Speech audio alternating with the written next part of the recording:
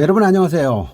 오늘은 이재명의 9분 8이라는 책을 가지고 리뷰를 해보도록 하겠습니다. 9분 세상을 펴는 이재명의 삶과 공부라는 부제가 달려 있는데, 이재명이 말하고 서혜성 쓰다, 이런 내용으로 되어 있습니다. 차기 정치 지도자 1위, 사이다 발언, 무수저, 국절 출신, 또 보편적 기본소득과 청년연금에 대한 이야기들이 상세하게 나와 있습니다. 제가 이 책 읽어봤더니 아주 양질의 저서였습니다. 이 안에 보면은 이런 말이 있습니다. 한국에는 두 가지 대통령이 있다. 대통령이라는 지위를 누리고자 하는 자와 직무를 수행하고자 하는 자다. 나는 기꺼이 나와 내 벗들의 운명을 걸고 세상을 바꾸는 직무를 수행하고자 한다. 이것이 운명이 내게 명령하고 있는 길이거든. 나는 그걸 서슴없이 소망으로 바꾸고자 한다. 이런 이야기 앞에 적어놨습니다. 대통령을 하고 싶다는 게 아니고 대통령의 직위보다는 나는 대통령의 직무를 통해서 세상의 9분 8을 바꾸고 싶다. 이런 의지를 표현하고 있는 거죠. 이 책의 머릿말을 보면요, 등불과 나방이라는 이야기가 나옵니다. 처음에 보면 나의 스승, 두 가지 이야기가 나오죠. 나의 스승이 누구냐? 돌이켜 보건대 내 삶이야말로 나의 빈틈없는 스승이었다. 나의 삶이 스승이었다는 이야기를 하고 있고요. 또 한 가지는 나를 성장시킨 스승에 대해서 한 가지 더 얘기한다면 내 삶과 더불어서 내 꿈 또한 나의 스승이었다. 그러니까 나의 삶과 나의 꿈이 나를 이끌어온 스승이었다라고 고백을 하고 있습니다. 그 다음에 청년 시절에 한 생각에 골몰한 적이 있었다 라면서 여기서 지금 제시하고 있는 화두가 있습니다. 등불과 나방이라는 이야기였는데, 이와 관련된 사람이 두 가지 인물이 나옵니다. 필리핀 근현대사 영웅이었던 호세 리샬과 에밀리오 아기날도라는 두 사람입니다. 내용을 읽어봤더니 호세 리샬이라는 사람은 청년 시절에 소설 나에게 손대지 마를 써서 큰 방향을 일으켰던 필리핀인이었는데, 에스파냐에서 추방을 당했다가 나중에 귀국 후 독립운동 지도자가 되는데 35살에 죽었고 훗날 필리핀 화폐 인물에 등록될 정도로 유명했던 사람이었습니다. 그러니까 35살에 일찍 사형을 당한 거죠. 두 번째 소개되는 사람은 역시 에밀리오 아기날도라는 사람인데 독립운동에 투신했던 사람이었고, 미국의 도움으로 귀국해서 필리핀 국가와 국기와 노래를 만들고 필리핀 공화국 혁명정부 초대 대통령까지 했습니다. 나중에는 미국과 맞서다가 항복을 하고 낙향을 해서 대통령 시켜준단 말 믿고 일본을 위해서 선전방송까지 했었고, 종전에 나중에 투옥되었다가 풀려나서 95세 아주 천수를 다 누리고 갔습니다. 이 사람 역시 필리핀 화폐 인물에 등장하는 사람입니다. 한 사람은 저항을 하다가 35살에 사형을 당했고, 한 사람은 현실 참여적인 정치를 하다가 95세까지 천수를 누리고 간 사람입니다. 둘 다 필리핀 화폐에 등장하는 유명 인물들이고, 근데 살아온 방식은 달랐던 거죠. 자, 같은 우화를 두 사람은 서로 다르게 받아들였고 서로 갖고도 다른 삶을 살았다는 얘기입니다. 한 사람은 우화 그대로 등불을 향해 달려들어서 청춘으로 죽어 민중과 역사의 등불이 되었고, 한 사람은 거듭 성공하거나 실패했고 어쨌든 현실에서 살아남아 장수를 했다. 둘 다 화폐 인물이 되었고, 이런 상황이라고 보는 겁니다. 이재명은 어떤 인물이냐 이렇게 물어봤을 때 자기는 좀 무모할 수도 있지만은 등불로 달려드는 나방 호세 리살의 삶이 더 현실적으로 다가온다, 이런 얘기를 하고 있습니다. 그래서 정의, 민주, 양심, 인권이라는 등불의 이름으로 달라드는 호세 리살의 그런 뜨거운 심장과 아시아 최초로 공화국을 수립한 에밀리오 아기날도의 현실 감각, 이런 것들이 이제 나이가 들면서 어느 정도 절충한 모습을 띠고는 있지만은 여하튼 간에 내 가슴을 뛰게 하는 것은 호세 리살의 삶이었다. 그리고 호세 리살이 썼던 마지막 인사라는 그 시를 여기다가 집어넣습니다.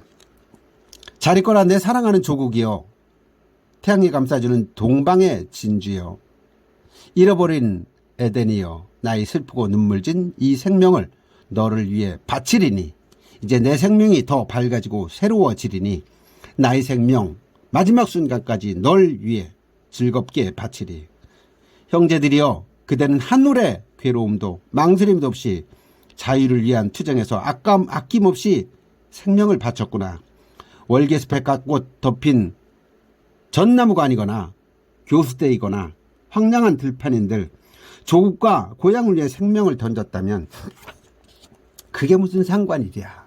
내 영원하고 내 영원히 사랑하고 그리운 나라 필리핀이여, 나의 마지막 작별의 말을 들어다오. 그대들 모두 두고 나 이제 형장으로 가노라. 내 부모 사랑하던 이들이여, 저기 노예도 수탈도 억압도 사형과 처형도 없는 곳, 누구도 나의 믿음과 사랑을 사멸할 수 없는 곳 하늘나라로 나는 가노라.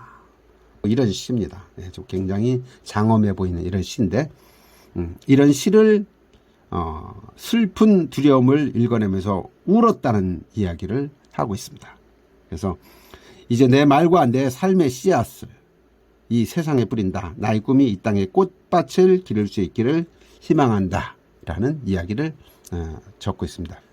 이 책은 세 가지 파트로 되어 있습니다. 나의 소년시대에서 소년시대에 겪었던 이야기들을 산악시대와 공장시대, 나의 대학시대로 이렇게 정리가 되어 있고요.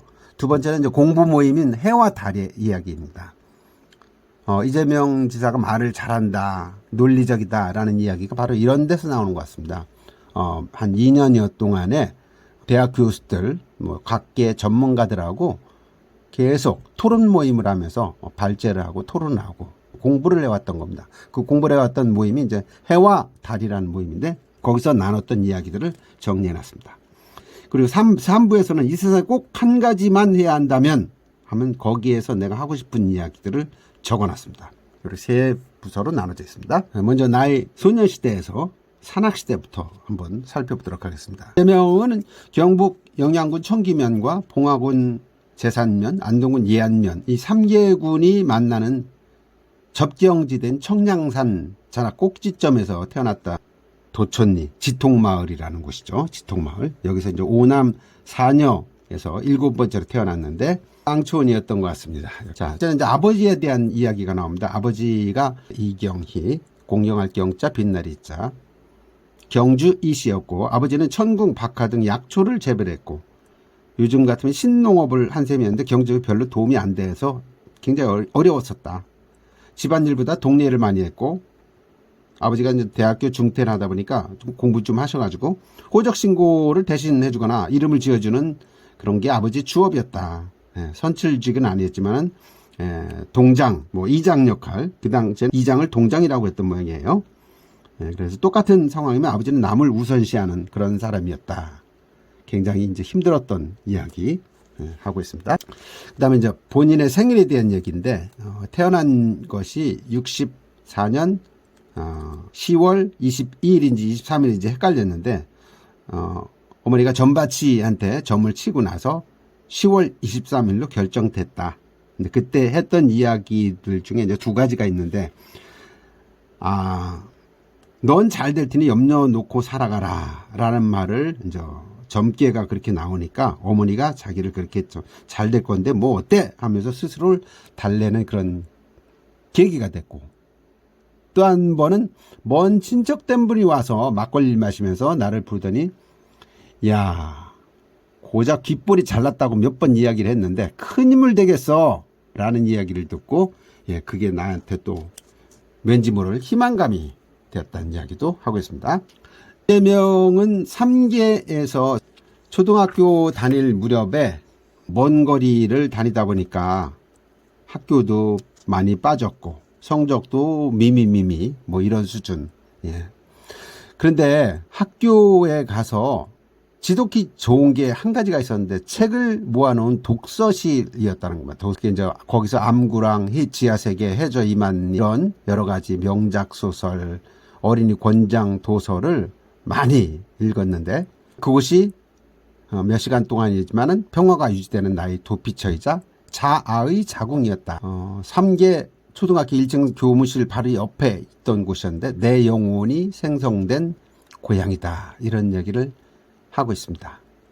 또 이 책을 보다 보면 227쪽에 또 이 세상 꼭 한 가지 하고 싶다라는 이야기는 나오는데, 이때의 기억을 인해서 광화문에다가 도서관을 짓고 싶다라는 그런 꿈을 피력을 하고 있습니다. 그만큼 독서가 자기한테 영향을 미쳤다는 이야기를 하는 것 같습니다.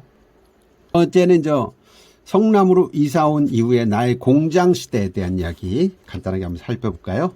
지난 소년공 다이어리에서도 많이 다뤘던 이야기들이라 중복되지 않게 한번 정리를 해보도록 하겠습니다. 자, 이재명은 소년 시절에 자기 이름도 아니고 남의 이름을 도용을 해서 공장을 다녔습니다. 5군데를 다녔는데 5번째 다녔던 데가 오리엔트 자가 포커스가 9시를 알려드리겠습니다. 땡 하면서 나오는 그 오리엔트 공정을 다녔다는 거죠.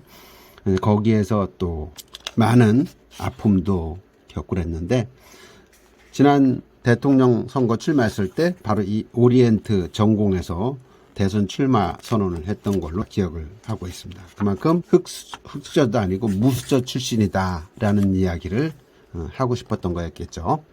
공장 다니면서 2가지 노래를 배웠는데, 유행가 밤에 떠난 여인, 하얀 손을 흔들며 입가에는 예쁜 미소 띄지만, 뭐 이런 노래였던 것 같습니다. 하남석이 불렀던 노래, 그거를 강원도 출신 소년공한테 같이 배워서 노래 불렀다고 그러고, 또 혜은이의 제3 한강교 노래도 이제 배우고 그랬다는 것 같습니다.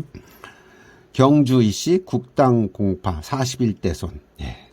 뼈대 있는 집안인 것은 분명한 것 같습니다. 근데 굉장히 어렵게 자랐고, 훗날 문제가 됐던 셋째 형과에 대한 이야기가 여기 나와 있습니다. 대학 들어갈 때 등록금이 면제되면서 셋째 형도 같이 대학 입시 준비를 지원했는데, 대성학원에서 건국대 장학상으로 갔고, 또 근데 그 셋째 형이 성남에서 회계사로 일을 했었습니다. 자식이 아들 딸 하나씩 있었고, 자기와 의절해가지고 박사모 성남 지부장을 맡아서 이재명 죽이기에 골몰하고 있었다. 뭐 형수사건 나오는 게 이재선인데, 2017년도인가 폐암인가를 걸려갖고 죽죠. 예. 나중에 그 부분에 대한 것도 제가 한번 정리를 해서 전달을 한번 하도록 하겠습니다. 누구나 다 어머니 하면은 그리움이 사무치지만, 이재명에게 어머니도 굉장히 사무치는 분이었죠. 돌아가셨고, 중앙대학교 입학하던 날 처음으로 교복을 사입고 어머니하고 같이 이제 갔다가 사진을 찍었는데, 어머니가 이제 눈물을 흘리고 그랬다는 이야기 사진으로 다 이렇게 보여주고 있습니다.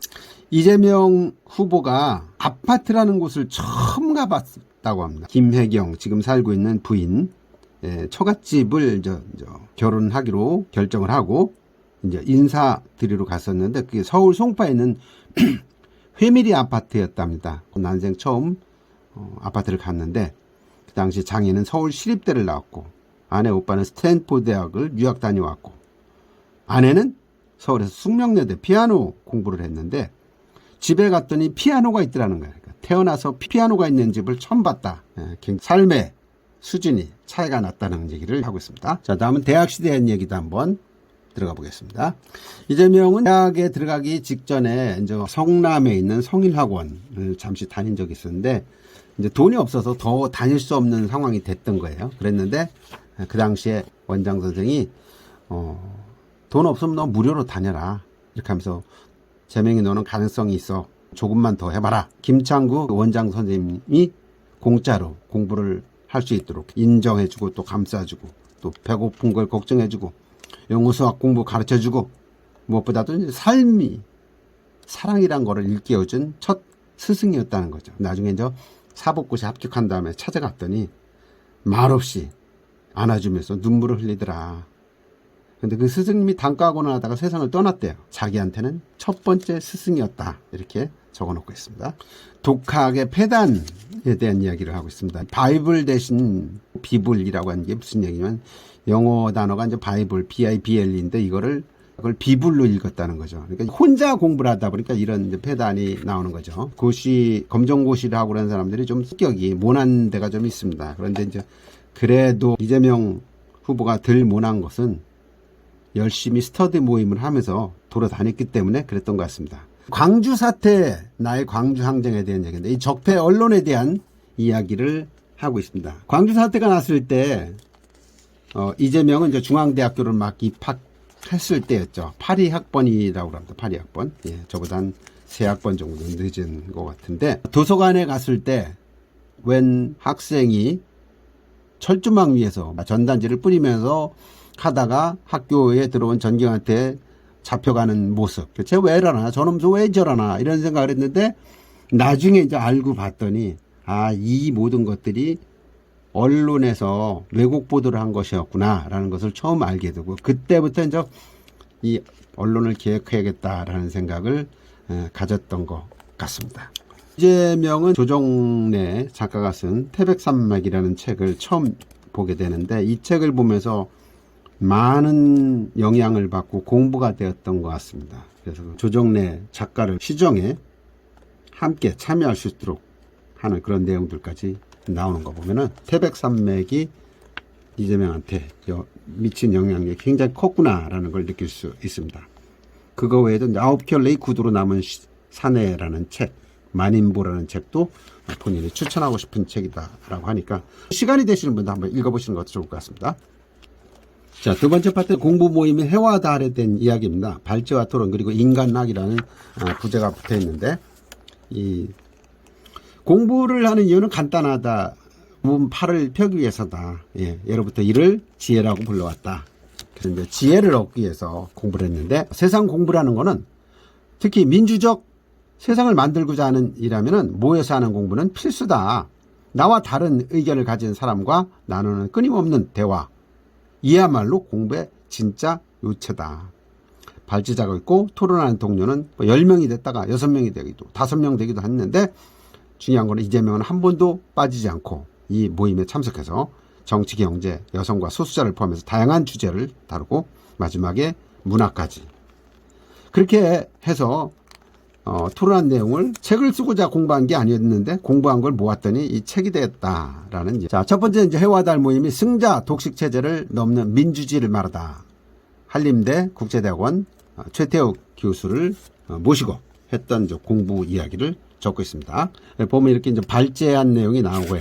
발제한 내용을 이렇게 쭉 정리를 해놨고, 그 다음에 자기들끼리 토론하는 내용들이 정리가 돼 있습니다. 이재명 지사도 이야기를 하고 대화를 나누는 이런 내용들이 쭉 정리가 되어 있고요. 그리고 마지막에는 이재명은 기록한다 이런 얘기가 있습니다. 이재명은 기록한다 이 내용을 보면 첫 수업에 대한 그 본인의 회고가 되어 있는데, 제가 조금 읽어보겠습니다. 중요한 부분이어서. 자, 첫 수업이었다. 분위기는 진지했고 소수자 사회, 연립정부, 협의주의를 주장하는 최태욱 교수의 발제는 깊었다. 정치의 치열성은 무엇을 위한 것이어야 하는지 곰곰이 생각해야 하는 시간이었다. 자, 밑으로 내려오면 이제 중요한 얘기가 있습니다. 우리가 만들어 갈 새 정치는 정치의 생태적 다양성을 보장해야 한다. 최근 미국의 정치학자 샤츠 스나이더의 절반의 인민주권이라는 책을 인상 깊게 읽었다. 민주주의가 실패한 이유는 유권자의 정치 혐오나 무관심 때문이 아니라 정당 정치 탓이라는 대목이 가슴 아프게 와닿았다.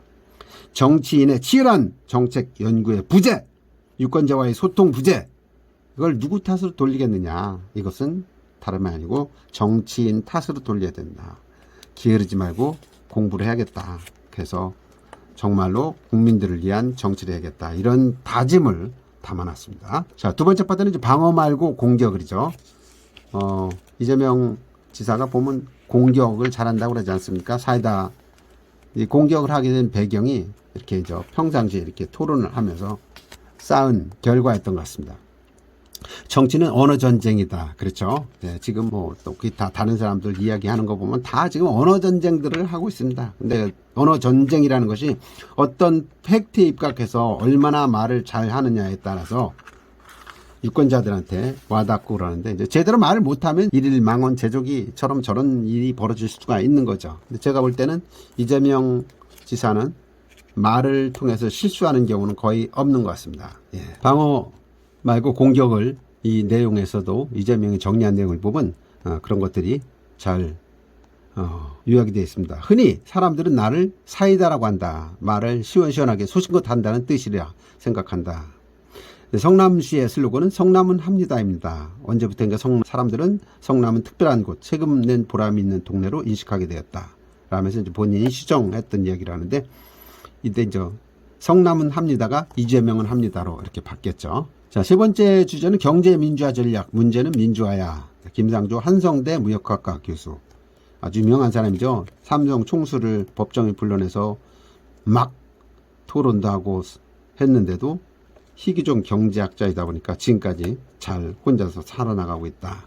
그 학자로서는 아주 대단한 사람인 것 같습니다. 여기 보면 이제 법인세랄지 부자 증세 이런 얘기들, 일반인들은 이해하기 어려운 그런 깊은 이야기들이 나오는데, 아마 이재명 지사가 이런 쪽에 눈을 뜨게 된 것도 깊은 토론을 통해서 또 시정을 하면서 접목된 정리된 행정들이 그런 경제가 하지 않았을까, 그런 생각이 듭니다.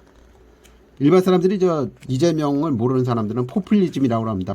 세금을 받아가지고 그냥 뿌리려고 한다. 재원도 마련할 방법도 없을 텐데 라면서 공격을 하지만은, 여기 이 내용을 보면은 이재명은 준비가 되어 있는 것 같습니다. 재벌들도 알고 있다. 자신들이 세금을 더 많이 내야 한다는 사실을. 김상조 교수 제안처럼 4대 대기업에 맞춰 법인세 구간 신설을 추진해야겠다. 다양한 복지 수요를 채우려면 수혜자인 국민 모두가 지금보다 1% 높은 세율을 부담해야 한다. 세금은 복지를 위한 갯돈이라고 해두자. 숨통을 죄기 위함이 아니라 거둔 만큼 삶이 나아진다는 것을 국민들에게 꼭 증명할 것이다. 이렇게 본인의 입장을 밝히고 있습니다. 다음에 회색 자본주의 저편에서 울산각대 유통경영과 100일 발제제에 의해서 진행된 게 보면은, 여기 보면 보편복지니 선별적 복지니 이런 이야기들, 서민증세, 많은 이야기들이 나옵니다. 네. 제가 이런 것들을 지금 다 소개할 능력도 안 되고, 중요한 것들은 이재명은 약속한 답변에 정리가 잘 돼 있습니다. 자, 시행정을 하면서 내가 가장 중요하게 생각했던 건 복지다. 학생들에겐 교복을, 일자리 문제로 고민하는 청년들에겐 청년 수당을, 산후조리원이 비싸 못 가는 산모에게는 출산 보조금을 지원했다. 모두에게 공평하게. 또 OECD 노인 빈곤율 1위. 노인 50%가 경제적 어려움을 겪고 있고, 또 저들 이렇게 다니다 보면 폐지 줍는 노인의 그분 뒷모습 보면서 참 가슴이 아프고 먹먹할 때가 있는데, 이런 사람들에 대해서 좀 어떻게 좀 해봐야겠다라는 생각, 이분들의 구분 등을 표기하고 싶다라는 그런 심정을 피력하고 있습니다. 다음에 평화가 가장 비용이 싸다. 인제대 통일학부 김현철 교수 발제 내용과 관련돼서 통일에 대한 대북관을 볼 수 있는 이야기들이 여기 나오고 있습니다. 개성공단을 퍼주기라고 하는 사람들도 있지만은, 토론한 내용들도 이렇게 보면은 사실 퍼주기라기보다는요, 대한민국 기업들이 더 이걸 통해서 이득을 많이 얻었죠. 개성공단 노동자 한 달 임금이 15만 원인데 베트남 가면 29만 원을 줘야 된다는 거죠. 그만큼 저임금으로 6천억 정도를 줬는데 생산액은 3조 8천억이었다. 그러니까 이 엄청난 남는 장사를 한 건데, 보수에서는 이걸 가지고 퍼주기라고 또 프레임을 걸어가지고 공격을 하는 거죠. 이게 말이 안 되는 얘기죠. 사실은 이런 내용을 알고 있다면은 퍼주기라는 얘기는 말이 안 되는 겁니다. 사실은 개성공단으로 인해서 우리가 훨씬 더 득을 봤다, 이렇게 분석을 해야 되는 내용이죠. 자, 여기도 보면 대북관을 볼 수 있는 이야기들이 나옵니다. 보수 단체나 저야당은 대북 쌀 지원을 퍼주기 프레임에 가두어서 정치적으로 공격한다. 그들이 말하는 것처럼 이 문제는 그렇게 간단하지가 않다. 분단 상황은 우리나라 민주화 발전의 최대 걸림돌이기도 하지만 경제 발전에도 늘 문제를 일으킨다. 자, 그러면서 한국이 처한 상황을 얘기를 하고 있습니다. 강경일변대의 대북 관계가 얼마나 순진한지 위험한지를 알아야 된다. 힘자랑 무기자랑 반대한다. 얄밉도록 대한민국은 영리하게 머리를 써야 된다. 우리나라는 몸집도 주먹도 작다. 덩치 큰 친구들이 주변에 넷이나 있다. 그죠? 미국, 소련, 일본, 중국. 어깨만 부딪혀도 싸우려고 으르렁대는 형국이다. 문제아는 동생도 있다. 문제아 동생. 누굽니까? 북한이죠.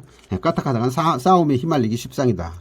자, 이런 우리가 어떻게 중심이 되고 한반도 평화를 시작해야 될지. 평화의 열매는 모두가 나누는 아름다운 성취가 될 것이다. 나는 그 성취를 위해서 열심히 뛰겠다. 라는 이야기를 하고 있습니다. 노동은 무엇인가? 6기 민주노총 위원장 김영훈 발제에 의해 가지고 2015년 9월 19일 날 토요일 날 모임을 하면서 가졌던 이야기들을 하고 있습니다. 이 노동에 대한 거는 뭐 이재명 지사가 워낙 어린 시절부터 노동을 하면서 많이 당해봤기 때문에 누구보다도 피눈물 나게 그쪽에 대해서는 관심을 갖고 있고, 그래서 어려운 사람들을 위해서 돕겠다는 그런 마음이 아주 그냥 내면화가 돼 있기 때문에 거기에 대해서는 뭐 의심할 필요가 없을 것 같다는 생각이 듭니다. 다음으로 800만 비정규직은 누구인가? 김유선 한국노동사회연구소 선임연구원을 모시고 했던 토론들이죠. 역시 바보야 문제는 일자리야, 뭐 바보야 문제는 경제야, 여기서 나온 얘기 같은데 비정규직을 어떻게 할 것인가에 대한 이야기 또 다루고 있습니다. 이렇게 체계적으로 공부를 했기 때문에 눈물 젖은 빵을 먹어봤기 때문에 노동도 그렇고 이런 거 비정규직에 대한 생각들이 이재명 시장은 정리가 안 될 수가 없어요. 본인이 그렇게 살아왔기 때문에. 그래서 보면요, 돈 떼이고 해고당하고 회사가 부도나도 체당금조차 받지 못하고 나이가 많다고 일은 그대로인데 월급은 깎이고 대학 등록금 대출은 갚아야 하는데 취업은 되지 않고 이 밤 나는 말한다. 그들은 모두 또 다른 이재명이다. 진심이다. 나는 그들에게 벗으로 손을 내민다. 도와주고 싶다는 이야기 하고 있습니다. 다음에 젠더 이슈는 일상의 정치다. 좋은 동국대 명예교수, 사회학자를 불러다 놓고 초청해서 젠더에 대한 이야기를 또 나눴죠. 지난번에 페미니즘 말 잘못했다가 누구는 아주 박살나가고 막 그랬는데 이 페미니즘의 기본이 안 돼 있기 때문에 그런 이야기를 할 수밖에 없는 거죠. 이재명 시장은 시장할 때도 이런 얘기를 했다는 거죠. 원래 여성이 해야 한다고 정해진 일은 없다. 커피 타는 일도 시키지 마라. 회사에서 남녀가 하는 업무가 같은데 왜 커피는 여성이 타야 하는지 이해할 수 없다. 어머니도 여동생도 아내도 여성이다. 나를 둘러싼 세상의 반은 여성이다. 그럼에도 정작 나는 여성주의 문제에 대해서 거의 무심했다. 이 토론을 통해서 그런 걸 느꼈다는 거죠. 그래서 권력이 있는 정치인들을 나무라야 한다. 이재명을 혼내줘야 한다. 한국 정치인들이 여성 문제를 이해하고 또 참여하는 수준이 한국의 인간 척도라는 걸 나는 믿어 의심치 않는다. 그러니까 열심히 배우겠다. 이런 자세를 보여주고 있습니다. 다음에 달콤하고 쓰디쓴 예술에 대한 얘기입니다. 배달이라는 공공미술 작가를 초청해서 나눴던 토론 이야기입니다. 예술에 대한 발제를 했는데 엠셔 쿤스트라는 이야기가 나옵니다. 엠셔는 독일의 강 이름이고 쿤스트는 예술이라는 뜻이죠.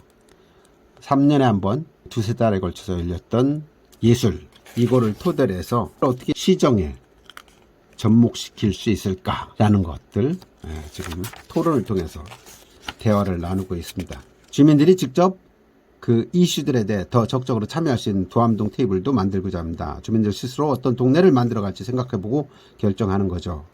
그러니까 이재명 지사가 이렇게 얘기를 하죠. 시장이 제가 하고 싶은 일입니다. 문제는 예술과 결합하는 생각을 미처 해보지 못했다는 겁니다. 오늘 공부 즐거웠습니다. 이게 자꾸 깨닫는 겁니다.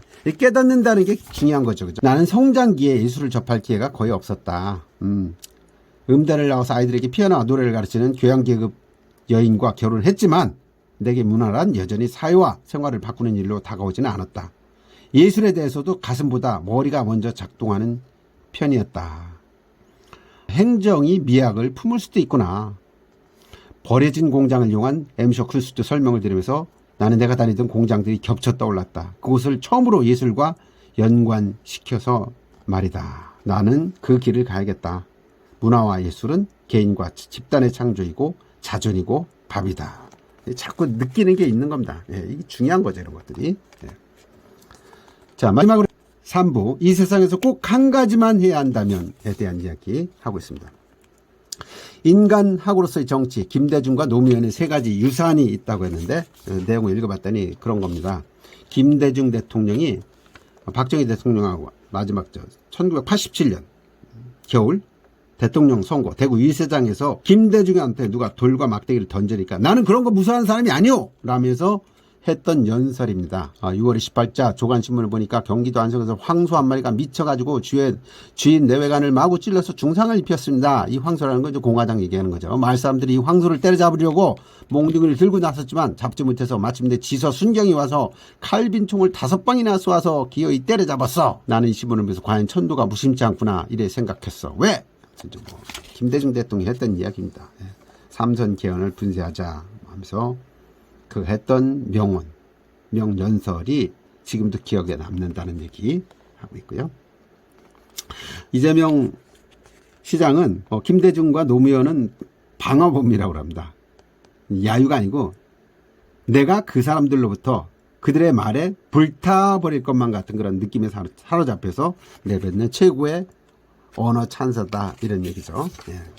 노무현 대통령도 2001년 12월 10일 힐튼 호텔에서 대선 후보 출마 선언을 하면서 카랑카랑한 목소리로 했던 연설이 있죠. 저도 이 연설을 한번 봤었는데 내용만 하나 제가 읽어보겠습니다. 눈 감고 귀를 막고 비굴한 삶을 사는 사람만이 목숨을 부지하면서 밥이라도 먹고 살 수 있었던 우리 600년의 역사, 어머니가 내게 남겨주었던 가훈은 야 이놈아 오난돌이 정 맞는다, 계란으로 바위치기다, 바람 부는 대로 물결 치는 대로 눈치 보면서 살아라 였었다. 이 비겁한 교훈을 가르쳐야 했던 우리 600년의 역사, 이 역사를 청산해야 한다. 권력에 맞서서 당당하게 권력을 한번 쟁취하는 우리 역사가 이루어져야만이 이제 비로소 우리 젊은이들이 떳떳하게 정의를 이야기할 수 있고 떳떳하게 불의에 맞설 수 있는 새로운 역사를 만들어낼 수 있다. 노무현 대통령이 하던 이야기, 저도 좀 그 분위기나 이런 걸 떠올리고 있습니다. 그래서 이 두 지도자로부터 배웠던 연설, 용기, 그리고 더 중요한 거, 두 사람한테 대통령 지위가 아니라 세상을 바꿀 수 있는 대통령이라는 직무가 필요했던 것이고 고백한 건데, 나도 이 대통령의 직무라는 유산을 계승하고 싶다. 대통령 하고 싶답니다. 여러분 시켜주시면 어떨까요? 잘하실 것 같은데. 다음, 이 세상에 꼭 한 가지만 해야 한다면 하고 싶은 일에 대한 얘기가 있습니다. 내용을 보면서 굉장히 신선하다고 생각했습니다. 내가 대통령이 돼서 꼭 한 가지만 해야 된다면은 나는 광화문 광장에 도서관을 짓고 싶다. 아까 말씀드렸죠? 예. 3기 초등학교에서 교무실 옆에 있던 조그만 도서관에서 내 꿈과 모든 것이 이루어졌던 것처럼 세종대왕을 기리는, 그래서 기둥이 24개짜리 도서관, 24시간 24절기도 뜻하지만 한글 자모 24자를 상징하는 기둥을 세우고 문이 24개 달린 도서관을 지어가지고 동쪽 남쪽으로 닷소리 14자 14개 문과 기둥, 서쪽과 북쪽은 홀소리 10자를 따라서 10개 문과 기둥을 내 시간마다 문에서 다른 빛깔이 나오며 문짝만 보고도 시간을 알 수 있는 한글나라를 만들고 싶다. 세종의 한글 도서관을 멋지게 만들고 싶답니다. 이거 참 만들어 놓으면 멋진 대한민국의 이런 걸 랜드마크라고 하죠. 예. 이런 걸 참 만든다면 참 좋겠다는 생각이 듭니다. 자, 그 다음에 읽는 연보에 대한 것으로 이제 시장이 살아왔던 내력들에 대한 이야기들이 쭉 정리가 되어 있는데, 지난번에 소년공 다이어리에서 많이 나왔던 이야기들이라 대부분 그냥 넘어가도록 하고요. 하나 소개를 좀 하고 싶은 게 있다면은, 이겁니다. 44세 2006년도에 이제 성남시장 선거에서 출마했다가 낙선 한번 하죠. 그 다음에 이제 2008년, 그러니까 2년 후에 국회의원 선거에다 또 낙선합니다. 그리고 2010년 5기 민선옥이 성남시장에 당선되죠. 그러고 나서 이제 지방정부 최초로 모라토리엄을 선언합니다. 제가 그 당시에 이제 지방자치 관련된 책을 쓰고 있어가지고 이 내용을 잘 알고 있는데, 이대엽이라고 한나라당 시장이 당선돼 그 사람이 성남시청을 엄청나게 크게 졌습니다. 호텔처럼. 그래서 이 4,572억 원의 빚을 지고 있었는데 성남시장 당선되자마자 모라토리움을 선언해가지고 부채는 갚아가면서 복지 예산은 또 2천억 가까이 늘리고 이러면서 복지를, 그 당시부터 이제 복지를 하나하나 시작을 하는 거죠. 어려운 사람들을 위한 복지. 그래서 이제 그것들이 많은 사람들이 알려지고, 한국 매니페스토 실천본부에서 선정 공약이행 종합평가 최고 등급을 5년 연속 받은 겁니다. 그러고 나서 이제 재선을 또 된 거죠. 인정을 받은 겁니다. 6월 지방선거에서 민선 6기 성남시장으로 또 재선 96%의 공약 이행률. 예. 지금 경기도지사를 하면서도 공약 이행률이 제일 높아서 광역 단체장 중에서는 최고의 공약 이행률을 보이고 있죠. 이게 중요한 일 같습니다. 그러니까 이런 것들을 시에서 했던 거를 도에서 하고 도에서 했던 거를 전국으로 다 확대한다면은 충분히 국민들을 위한 선정을 베풀지 않을까 그런 생각이 저는 드는 거죠. 그래서 무엇보다도 이렇게 이재명은 합니다. 예? 이런 모습들을 제가 사랑하기 때문에 소개를 드리는 겁니다. 자, 여기 보면요. 성남에서 해보았고 한국에서 하면 더 좋은 것들, 이런 것들입니다. 아기 낳고 싶은 도시, 학교 보내기 좋은 도시, 청년 백수도 사람으로 살 수 있는 도시, 노인이 마음 놓고 살아갈 수 있는 도시, 헛돈 안 쓰는 도시, 아주 그냥 절약해서 도시를 그렇게 이끌어 왔고, 도정도 그렇게 했고, 나라도 그렇게 하겠다. 이런 이야기를 지금 하고 있는 겁니다. 정치에 대해서 내린 명제가 굉장히 특이합니다. 정치란 무엇이냐? 정치란 성장하는 사람에게는, 성장하는 세대에게는 따뜻한 아버지 어머니 같고, 청년과 장년에게는 벗이 되고, 부모 세대에게는 효자노시라고 나는 믿는다. 개별적 효도가 아니라 사회적 효도가 복제이고, 이는 정치의 몫임에 틀림없다. 정치는 이런 거다라고 정의를 하고 있는데 굉장히 와닿고 있습니다. 그리고 청년수당에 대해서 말들이 많고 그러는데, 청년수당은 단지 돈이 아니라 미래를 이끌어갈 세대에게 희망을 선물하는 일이다. 이를 통해 사회적 사랑을 받는 세대가 출현한다면 그들이 어찌 조국을 사랑하지 않겠는가. 의무를 말하려면 먼저 사랑하고 배려를 해야 된다. 이거 퍼주기라고 생각할 게 아닙니다. 라고 성남시에서 이미 했던 일들이고 또 경기도에서도 지금 하고 있는 일입니다. 전국을 확대하겠다는 건데 이런 돈을 받아 청년들이 일어설 수 있으면 얼마나 좋겠습니까? 자, 성남에서 해보았고 한국에서 하면 더 좋은 것은 기와요초 같은 게 아니다. 기와요초가 뭡니까? 옷같이 고운 풀에 구슬같이 아름다운 꽃. 이게 이제 기와요초인데 어느 한 가지도 구체성이나 생활을 떠난 게 없다. 정치의 위치는 곧 인간에 위치한다. 정치 생활이 정치가의 독점물이라면 생활 정치는 만인의 것이다. 성남에서 해본 걸 한국에서 적용해보자 한 까닭이 바로 이것이다.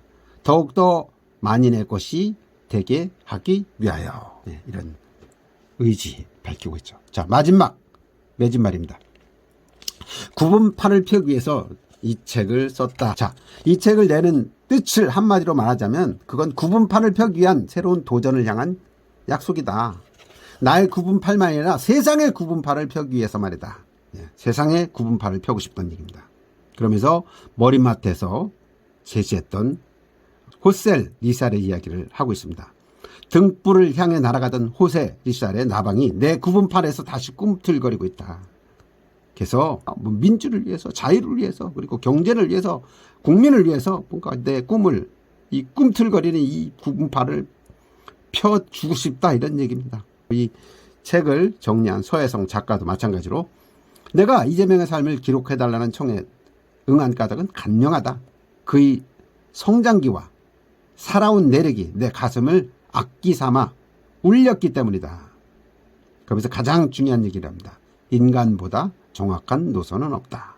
네, 우리가 과거의 삶을 봤기 때문에 앞으로 어떻게 살아갈 거라는 것은 분명히 나타난다는 거죠. 그래서 이재명의 9분팔 정리를 해봤습니다. 내용이 좋았다면 구독, 좋아요, 댓글 부탁드리겠습니다. 여기서 마치겠습니다. 감사합니다.